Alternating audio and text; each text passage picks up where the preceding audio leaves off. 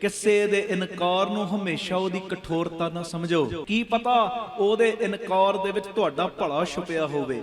ਕਿਹੜੀ ਪਰਿਸਥਿਤੀ ਦੇ ਵਿੱਚ ਹੈ ਅਸੀਂ ਨਹੀਂ ਸਮਝ ਪਾਉਂਦੇ।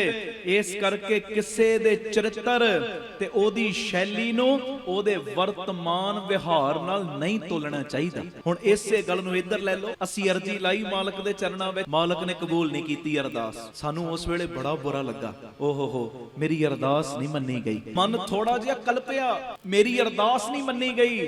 ਪਰ ਅਸੀਂ ਉਸ ਵੇਲੇ ਭੁੱਲ ਗਏ ਮਹਾਰਾਜ ਦੇ ਕੀਤੇ ਹੋਏ ਇਨਕਾਰ ਦੇ ਵਿੱਚ ਵੀ ਸਾਡਾ ਭਲਾ ਛੁਪਿਆ ਹੋਇਆ ਹੈ। ਉਹ ਅਰਦਾਸ ਕਬੂਲ ਨਾ ਹੋਣ 'ਚ ਹੀ ਸਾਡੀ ਭਲਾਈ ਹੈ। ਸਾਨੂੰ ਉਹ ਚੰਗੀ ਲੱਗ ਰਹੀ ਹੈ ਨਾ ਗੱਲ, ਪਰ ਮਾਲਕ ਨੂੰ ਪਤਾ ਹੈ ਜੇ ਇਹਨੂੰ ਇਸ ਵੇਲੇ ਇਹ ਚੀਜ਼ ਦੇ ਦਿੱਤੀ ਨਾ, ਇਹ ਤੇ ਅੱਗ ਨੂੰ ਹੱਥ ਪਾਉਣ ਵਾਲਾ ਕੰਮ ਹੋ ਜਾਣਾ ਹੈ। ਕਈ ਵਾਰੀ ਮਾਲਕ ਵੱਲੋਂ ਕੀਤਾ ਇਨਕਾਰ ਵੀ ਪਿਆਰਿਓ ਉਹਦੇ ਵਿੱਚ ਸਾਡੀ ਭਲਾਈ ਛੁਪੀ ਹੁੰਦੀ ਹੈ।